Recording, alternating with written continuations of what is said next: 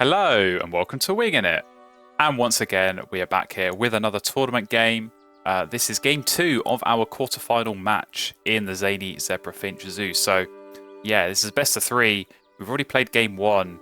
If you've not seen that, I would recommend you go and check it out. But very, very close game that we did come out on top in. So, yeah, if we can win this game 2 here, we go through into the semi-finals. And that is definitely going to be the goal here. So, yeah, we went first in game 1, which means we're going second here in this game 2. So let's jump in and let's see what we've got in our starting hand. And it's all looking pretty good. We've got some familiar faces from that game 1.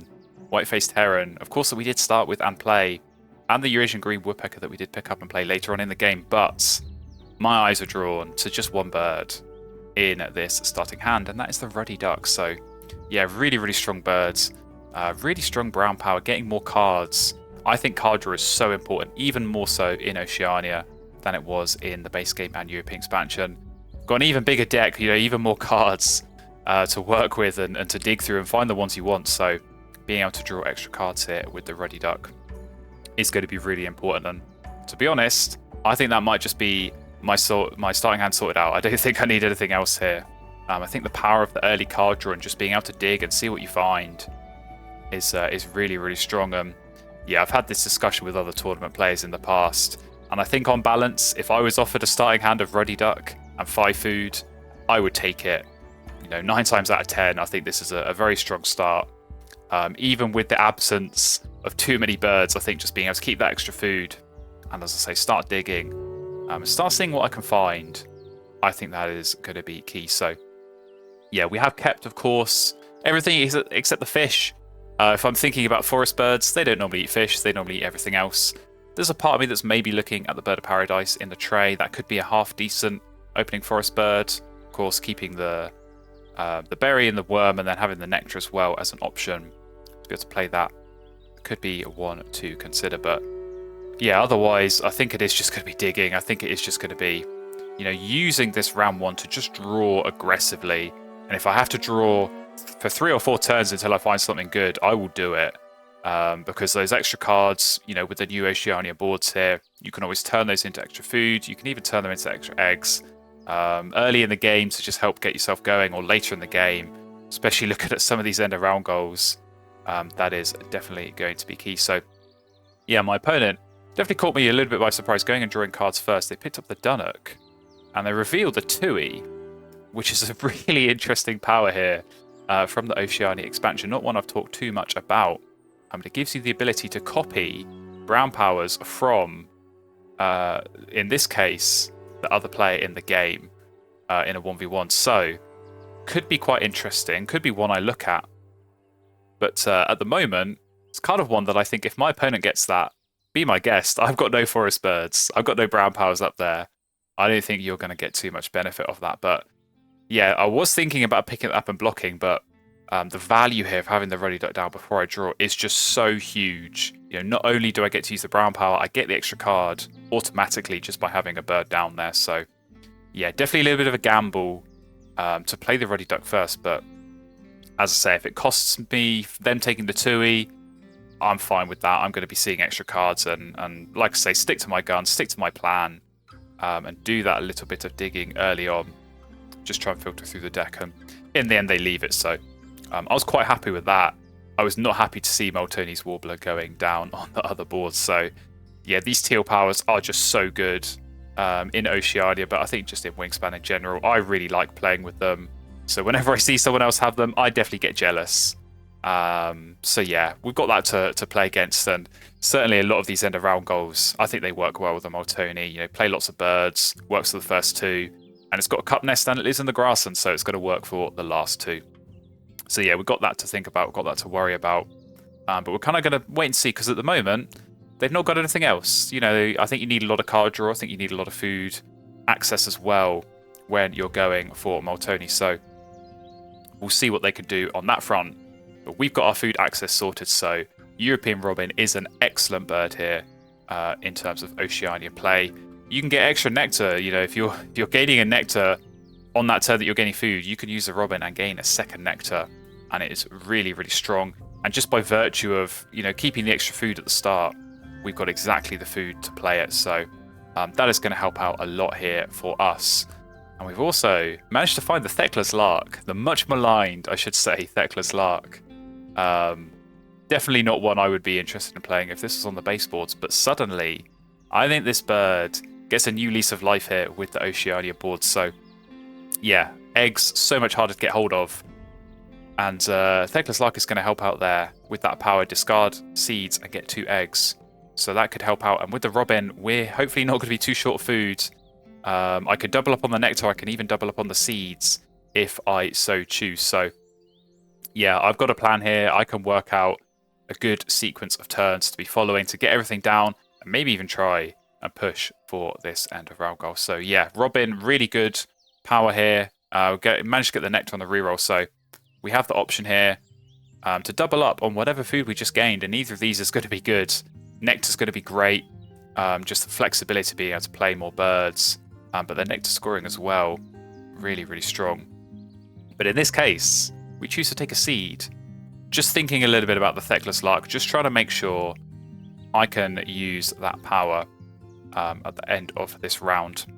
That's kind of what I'm thinking about. And yeah, there's a world in which every seed I have is worth 2 points. So being able to get an extra seed there, potentially 2 points down the line. And yeah, plenty of nectar coming up again here. So don't feel too bad about missing out on the 1 nectar that I went for there. So we're going to take one and we're going to take the other one as a seed for the same reason. We just want to make sure we have a bit of a stockpile of seeds there. But we're going to think a little bit more carefully about this, because now I'm sort of starting to think, okay, actually, is there a world in which I should be planning ahead to my first turn of the next round, which might be to play this great butcher bird? Already got the rodent. Maybe being able to pick up the worm here could be important, and that is what we do end up going and doing. So this time we'll double up on the nectar, of course, and yeah, with our remaining 2 turns here, we're going to play the Thecla's Lark. We're going to use up all of this nectar we've been grabbing. We can lay eggs, we can use the seeds to get 2 more eggs, and then we can play the butcher bird. And yeah, I think just getting this forest going is going to be key. You know, there's part of me that was looking at the honey buzzard, could still potentially be an option, but it's just a bird that I feel like is not as good here. In Oceania, I want nectar. I want as much nectar as I can. Worms, not really too interesting. And yeah, this grey butcher bird, I think this could be a strong power for us. Getting some extra food and getting some extra points in the forest. So yeah, just giving myself options. Cards are not a problem. Giving myself a way of turning some of those extra cards into more food is definitely going to be nice. So yeah, opponent's just been trucking along. They've still not got their forest bird going, which is, you know, definitely interesting.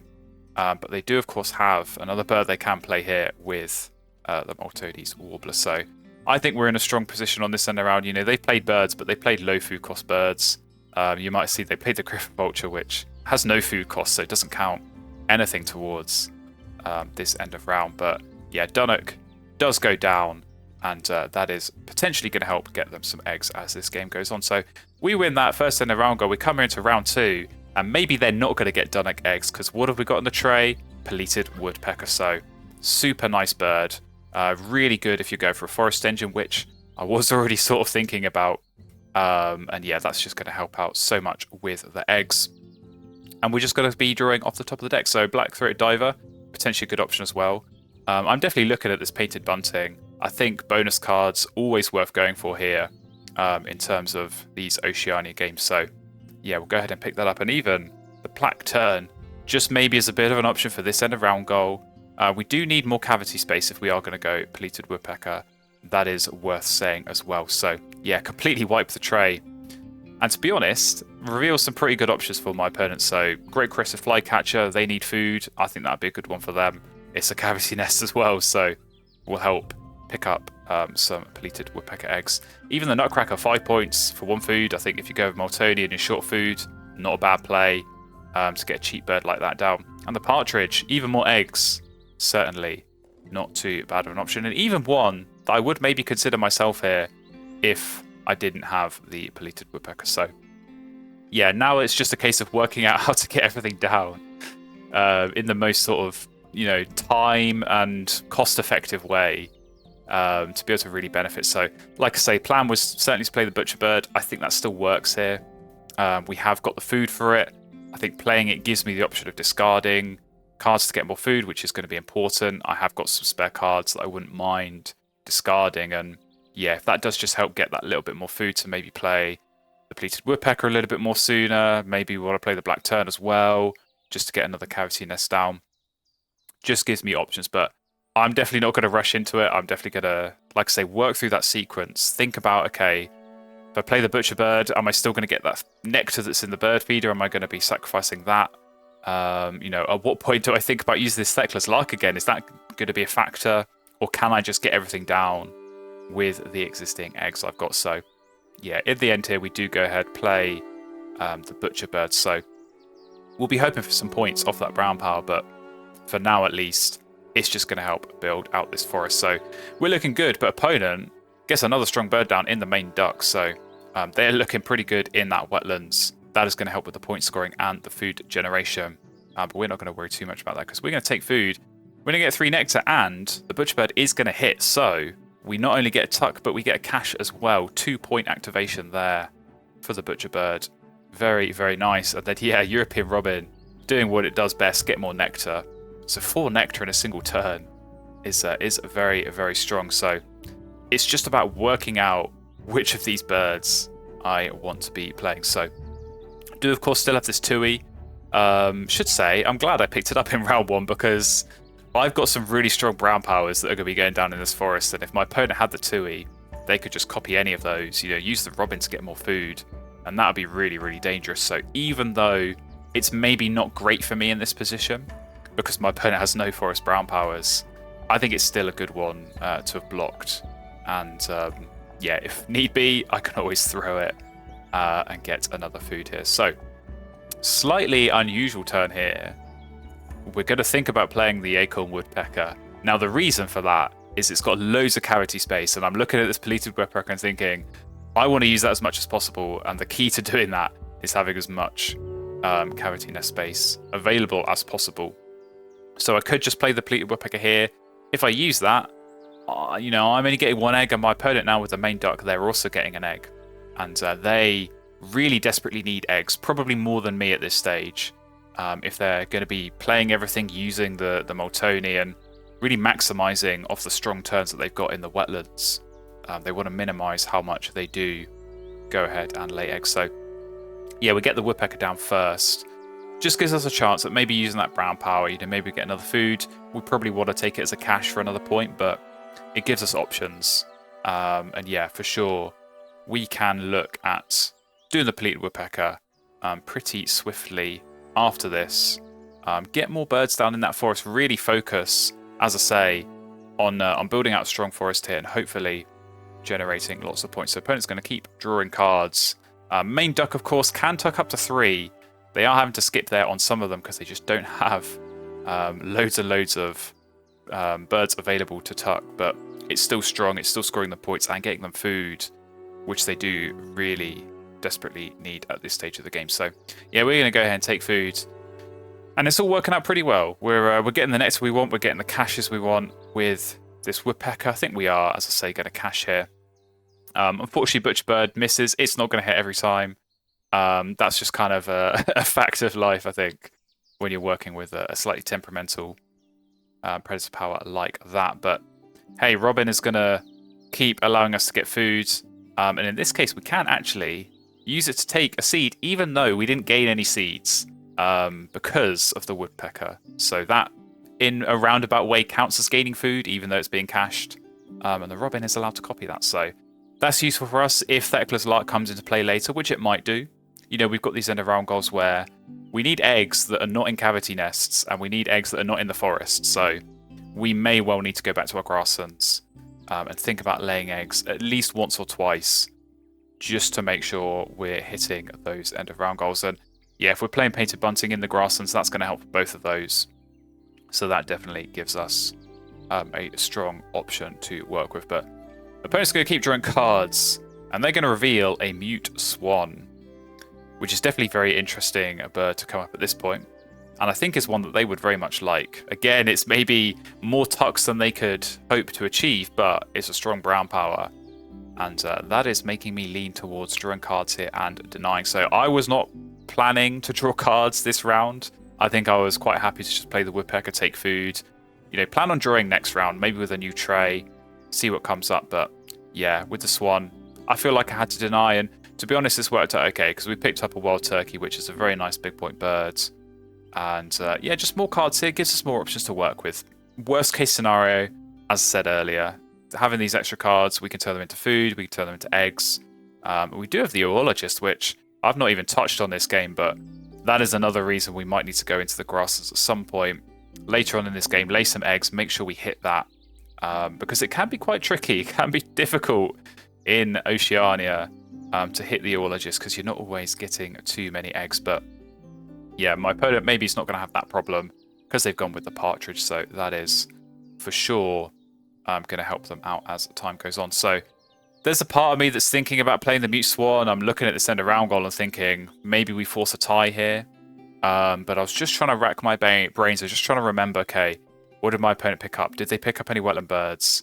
Are they going to use the Multani to play that and win it anyway, get to 3? You know, how much am I willing to get sidetracked, I think is the bottom line. Because in terms of tempo, it does cost me not having the woodpecker down. It means another turn taking food before having it. That cost me a food. That cost me eggs, which could be crucial. So it's all about weighing up those options. You know, do I even want the mute swan? I guess that's the bottom line. Do I even need that kind of power? How much am I going to be drawing cards again in this game? Or am I just going to be mostly taking food, playing birds, laying eggs, and working with what I've got? So yeah, ultimately I do decide to not get sidetracked. We're going to ignore this end of round. And we're going to play our Peleated Woodpecker. So yeah, the forest looking good. And talked about this in game 1, but anytime you can have your engine set up pretty much good to go by the end of round 2, I think you can't be too unhappy with how the game's gone. So yeah, the forest is looking strong, and we've got some really nice big point options. For sure the turkey, we're going to want to play that. For sure this bonus card bird as well that we've got, we're going to want to play that, painted bunting, and see what we find on the bonus card. But of course, set ourselves up well going into those final 2 end of round goals. So yeah, opponent laid eggs, no surprises. They needed to for using the Multani, and they do indeed play another wetland bird. So I was very happy that I didn't get sidetracked, because as I say, that would have been a mistake and I would have not got any points off the end of round goal anyway. So here we go into round 3, and definitely an interesting trade. Definitely some birds that catch my eye. Bald eagle, big points, really, really nice. Even that moorhen, if that had come up a little bit sooner, I think moorhen, in this situation where you got lots of food and lots of eggs, you know, with a feckless lark in play, you could always get more eggs. So that's a very interesting option to get more birds down. But yeah, if the bald eagle's there, I think I'll be picking it up. But otherwise, as I say, we've got some strong options. I can easily just be taking food, playing these birds, see what the bonus card options are, and go from there. And obviously, we're going to have to think a little bit about how we approach this end of round goal, whether we lay eggs at some point. But we've got a bit of time, and I think whenever you've got time early in the round, it is a useful commodity to benefit from. So we will see, but certainly I imagine my opponent will be looking at drawing cards here, and indeed they are looking at drawing cards, and they take the good ones, but they reveal some even better ones. So we've now got an American woodcock and a European goldfinch pink power to play with. So yeah, we're just going to go ahead and pick those up straight away. We're going to go off the tech, and we're going to find the other tucking pink power in at the snow bunting. So yeah, my opponent's not doing loads of tucking, but with that main duck, you know, there is potential for them. Maybe as this game goes on, maybe they get another wetland bird down, and maybe it's suddenly a 4, 5, 6 point engine. And if I can really block that by having birds like the goldfinch or the snow bunting, that just sets up a nice little defense and really makes life difficult for them. Yeah, goldfinch as well is maybe going to help with these end of round goals. You know, it could go in the grasslands, it's got loads of that cup nest space. So that is definitely the kind of bird that I was hoping for. And yeah, now even more so than before, I could just be taking food here. Grab as much nectar as I can, try and get some caches on the woodpecker. Maybe think still a little bit about picking up some seeds. You know, I've already got 1 in my supply. Maybe a couple more could come in handy if I am going to use this feckless lark. Because yeah, being able to benefit off that power and turn 1 food into 2 eggs and get 2 points off that is definitely an option worth looking at. But yeah, it's going to come down a little bit to what the bird feeder can get me on the reroll. So we will see on that. We are going to take a C. We are going to take a nectar. We are going to reroll. I'm going to get even more nectar. So I've got plenty of birds in my hand that I'm not going to play. Don't think this middle arc is ever going to go down, but neither is the diver at this point. So we can happily get rid of that. We'll take our 2 eggs. We'll get our cash off the woodpecker. Really, really nice to be able to get that reliably. Because it's just point scoring. You know, maybe there's a world in which I need this food. So maybe I'm thinking a little bit here about keeping it versus caching, but I'll take the point and I'll take 2 more off the butcher bird. So that was a really solid turn. 5 points in total, of course, giving 1 egg to my opponent, but still really solid. Getting all that food, all that nectar as well. We're looking really well set for these nectar races. We can be pretty confident in winning 2.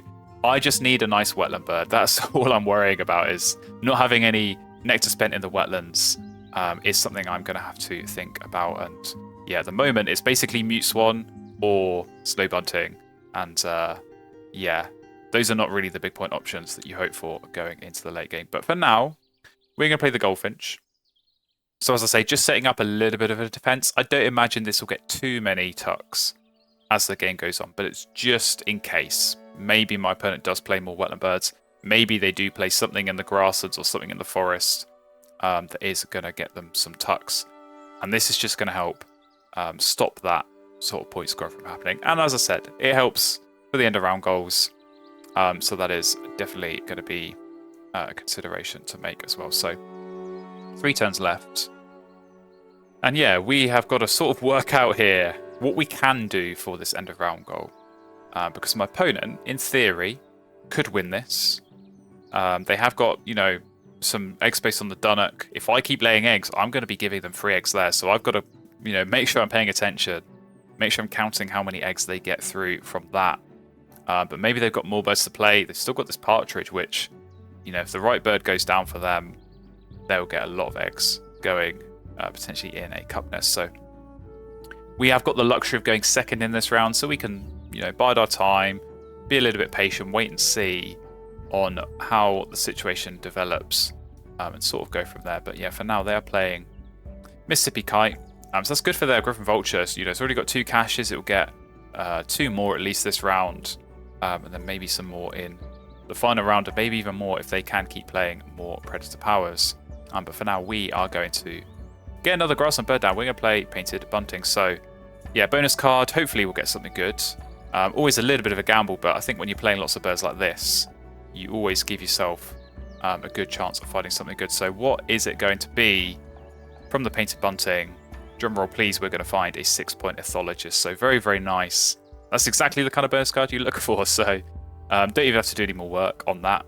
And we've already scored 6 points. So yeah, really nice option to be picking up there. And yeah, we come here into the last 2 turns, and as I say, trying to work out and trying to plan what the approach is going to be for this end of round goal, because I could just lay eggs once. You know, I'd be getting 4 eggs in a cup nest and a couple more on the lark for maybe that next end of round goal. But there is a world in which that isn't going to be enough, because Eurasian Nutcracker goes down, which is another cup nest, and it's above the partridge, so it is going to get an egg off there. So yeah, in theory, my opponent, as I say, could be filling up a lot of cup nest spaces. So I'm going to have to put myself in a position to react it on the last turn, and that means discarding some cards. So we'll get rid of the stuff we're never going to play. Meadowlark and Swan, as I say, too late for both of those. I will happily get rid of those at this point in the game. And yeah, we've got to fill up on the cup nest space. Now, we are going to spread out a little bit, because as much as we've got that 4th end of round goal to consider, we have also got Oologists to consider. So if I can spread out at this stage and still get them on the cup nests, that's just going to help potentially with qualifying, or even potentially maxing out on the Oologists, because I think we should have 9 birds down by the end of the game. You've already got 8 if I'm thinking about that final round. Got the turkey, got the goldfinch, got the snow bunting. We're going to be looking at playing those. So yeah, should have no problem getting the birds down. It's just about getting the eggs on them. That is going to be a bit more of a tricky thing to work out. But yeah, pretty decent egg laying turn, got to be said. You know, it's that Theckless Lark. I think that might only be the second time I've used it this game, but it's definitely come in handy. It was super useful at the start, just in terms of tempo for getting enough eggs down. And it is, as I say, going to help out a little bit with the point scoring here as we come later on in this game. But so much is going to come down to what my opponent does here on their last turn. They are going to be laying eggs, but it's going to be about where those eggs go and how much they discard, because they're in the same position as me, really. They can discard, of course, some food or cards to be able to get more eggs. So if that's a luxury that's afforded to them, and it can help them win an end of round goal, it might be something they look at doing. And then we're going to have to weigh it up. We're going to have to weigh up that decision of, can we win the end of round goal first of all? And then is it worth doing that? Is it worth sacrificing some of these cards? Is it worth having a suboptimal egg laying turn to do so? And this is the time to count. So they have laid their eggs. They're currently on 4 eggs in the cup nests, but we've got to remember, we've laid eggs once, so Dunnock going to get 1 more. That would put them on 5, and that would win the end of round goal. Assuming that we don't lay eggs, they would win. However, of course, we can lay eggs here and potentially get some more down. But when we do that, we've got to remember the Dunnock again, because we'd give a second egg and they would suddenly get to 6. So now the goalposts move, the target gets even harder to reach. We now need 7 eggs down to win this end of round goal, which, again, we could do. You know, we've got some extra cards. I've still got this Tui that I've been holding on to right since earlier in the game, which, you know, maybe is going to get played, but probably not, because I've got other good options. But yeah, really got to work out what I'm going to do in the final round, because that impacts this decision so heavily in terms of where do the eggs go, which cards do I discard, if any. If I'm not going to get distracted by the end of round goal, if instead I'm going to take food, I need to, you know, make sure I'm planning and taking the right food. Obviously, I can't take nectar here, which, you know, comes into it a little bit again, because I want to make sure I'm getting nectar and scoring points from the nectar scoring where possible. So lots going on, lots of cogs turning in my head here to try and, as I say, make the most effective decision and try and score the most points, because end of round goal swings are big. You know, going from losing to winning is a 6-point swing. I score 3 more points, my opponent scores 3 less points. So even if this egg laying turn is maybe only 2 or 3 points, I think the fact that I can get that end of round goal swing is really, really valuable. So yeah, as I say, a lot of it just comes down to what gets discarded. So I think I only have to discard 1 bird here. I will sort of consider discarding 2. There is a world in which maybe having that extra card, even if I'm not going to play it in that final round, just to discard and get more food, maybe another seed for the Theckless Lark, could be handy. But yeah, I'm just sort of really trying to work out all the scenarios through that final round. You know, how much food am I gaining each turn? Am I going to be gaining food, you know, two times and playing 3 birds? Am I going to be gaining food 2 times and playing 2 birds so I have a turn to lay eggs? Am I actually only going to play 1 bird? You know, these are all the kind of things that are going through my head, and as I say, just trying to work out which of the birds are most likely to play. And there is a world in which I can sort of maybe see myself playing the Tui as an option. So we sort of go back, change our mind, Tui discard it, we then discard it again.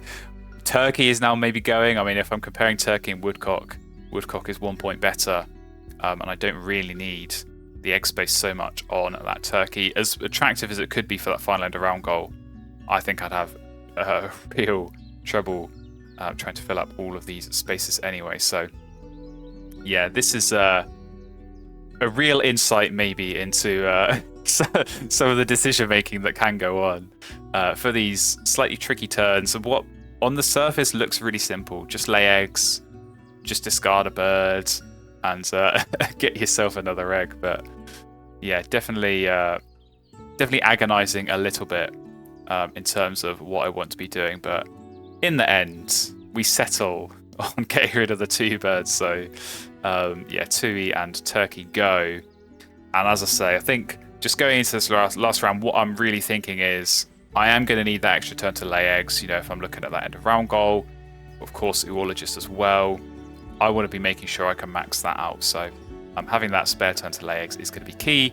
And that leaves me no extra turn to play a third bird, so it is going to be most likely take food twice, play these 2 birds. Snow Bunting is going to be a weird play because I don't have any extra cards to use it. That was another consideration, you know, do I keep the extra card just because of Snow Bunting, maybe getting some tucks there, but yeah, I think it's unlikely I would have been getting that many tucks, and discarding it gets me a point anyway, so in the end, we win the end of round goal very comfortably, but I think that was just down to my opponent. You know, the bird they played, and of course with the Moltoni, choosing which egg space to clear out. I think they probably would have been focusing on clearing out the Dunnock just to give themselves more leeway to work with in that final round. So, yeah, we come here into round number 4, going first. And I was definitely hoping that the tray wasn't good, and the tray is definitely not good. So, Crested Pigeon, should say, maybe an option for me here. You know, his Zoologist is another different power colour, and with a strong forest I can get loads of seeds and maybe be doing some strong caching there, but yeah, it's just not worth a turn drawing cards here, to be honest. It is one that maybe if I do play that Snow Bunting, I wouldn't mind turning the Woodcock into the pigeon. So yeah, definitely gives me options to work with, but yeah, we're going to focus on drawing food, and not a great turn. Not a great turn, all things considered. Woodpecker missed on the reroll, so we don't get cash. And then the Butcher Bird missed as well. So yeah, definitely could have been better. And this is definitely the point of the game where I start feeling a little bit nervous, because it's been going well. I think the Forest Engine is strong. We've got good bonus cards. We've been doing pretty well in the end of round goals, but my opponent is pulling things together. I think though maybe we're a little bit behind all throughout this game. A little bit struggling early on with the food axis and the card axis, but I think the main duck has been strong for them, and the partridge is so scary, and the vulture as well. You know, the caches on that really do add up quickly. So yeah, they could potentially have a strong final round here and really give me something to think about, but I can't worry too much about that. As I say, really just got to focus on my own game, and I think the plan is coming together. So yeah, we are going to have to play that Snowbursting in the wetlands. You know, not ideal, but it gets me extra points by spending Nectar there. So that's really the consideration. And it's another cavity nest, which I can lay eggs on with a Pleated Woodpecker. So that could come into play, potentially, for hitting the Zoologist. You know, obviously I'm going to lay eggs, but when I'm laying eggs, I want to be putting as many of them in that grasslands as possible for the end of round goal. I don't want to have to be, you know, laying an egg somewhere else just because of the Zoologist. So yeah, lots of factors at play here, as I say. But hopefully a pretty smooth end game. And we do still have that Feckless Luck. So if we are going to lay eggs, we are going to need a seed from somewhere. Of course, we couldn't get one on that first turn when we went and gained food. But hopefully the next time we go and gain food, we are indeed going to get the seed that we are looking for. So comes here onto our next turn. And yeah, as I say, Snow Bunting is going to go down. So we could spend off the Lark just to make sure that when we do lay eggs, we can maximize off that power. And yeah, we'll see. I mean, I think it's unlikely that Snow Bunting is going to get any tucks, but as I say, it's kind of not there to get any tucks. It's there to help with the Pleated Woodpecker, and it's there to help with the Nectar scoring as well. So we have got ourselves a tie there. I think we're in a strong position still in the other two.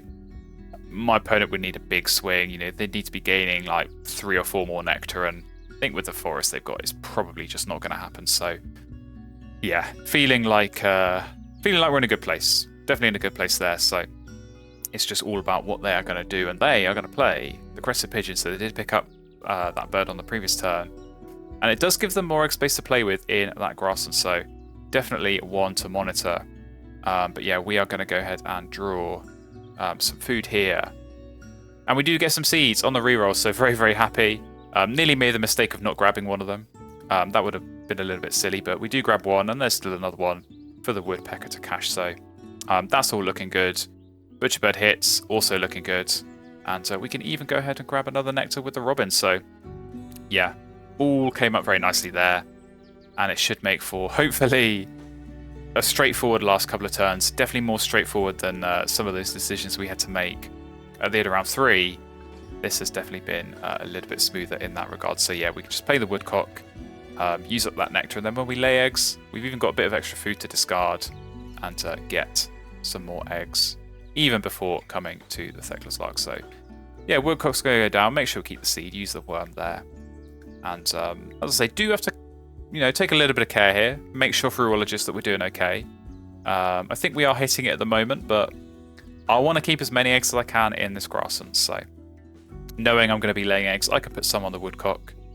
And yeah, the rest, of course, go on the goldfinch and the bunting, and then the lark. So yeah, we can clear off here the 2 woodpeckers in the forest and still be okay when we do go and lay eggs. But it's worth paying attention to. It's worth making sure. I think this is in a position where you could very easily slip up and make a little mistake, and you cost yourself 3 points on urologist in what could be a very close game. That could potentially come back to bite you. So opponent is still laying eggs. They're just absolutely hammering them down here. And it might just be that they lay eggs again on this last turn and not use the Moltoni because they got no cards. They haven't taken food. I think they're just going to lay eggs again. And again, this is sort of the opposite of what I had in that previous round. Just give them that option of flipping the end of round goal, going from losing to winning. You get yourself 6 points, so definitely can be worth going for. But yeah, we go ahead and lay eggs, and we've maximised what we could. I mean, it's a little bit annoying seeing the paint and bunting with 1 egg space still available, but if I were to fill that up, I'd be missing out on the urologist. So maybe I get 3 more points off the end of round, but I lose 3 off the bonus cards. So yeah, in that regard, I sort of did what I could. But it is always a little bit of a shame when you think, just 1 more egg, especially when you've got food in your supply that maybe in another universe could have turned into an egg and helped to tie at the end of round. But nothing we could have done. Opponent does legs and they win it by 1. So what can you do? We'll take it on the chin and go here into the game. End powers. My opponent does have at least 1 they could use. That Spotless Crake is going to get some eggs. But yeah, net scoring pretty strong for us. Absolutely dominating the grasslands, but winning 2 habitats and tying the 3rd is big. That is going to hopefully reflect well in the final scores, which we come to now. So yeah, definitely feeling good about this one. We had a lot of big point birds going down, especially late on in that game, so we are going to have a lead there. Bonus cards, not too shabby either, with the Ethologist getting 12 points in total. End of round goals were split. Eggs, this is where my opponent is going to drag it back. We know they had quite a lot, but of course, with some caches as well from their Griffin Vulture, it's getting quite close, but we know with the Nectar, we have got the win there, and we do cross the line, and we win the game 115 to 101. So yeah, a little bit more comfortable than game 1, but definitely didn't feel comfortable playing it, as I said at the start. Once the Molteni goes down, you're in a little bit of trouble, but we built something really strong, and this is the power of playing the Ruddy Duck and doing that digging. We found good birds, found the Robin, of course a little bit of fortune in the round 2 trade getting the Woodpecker, but yeah, built a strong board, and not too shabby from my opponent. As I say, if they just maybe got a little bit more card access, a little bit more food access early on in the game, that could have been a much stronger board. There was a lot of potential there, but yeah, solid game from my perspective, and the win puts us through into the semi-finals of this tournament. So only 4 players remain, and yeah, a place in the final is potentially up for grabs here in this semi-final. So thank you very much for watching. If you want to see those future games, please do me a favor and hit that subscribe button. Make sure your notifications are on as well, so you get notified when those future videos come out. But until then, I will see you next time.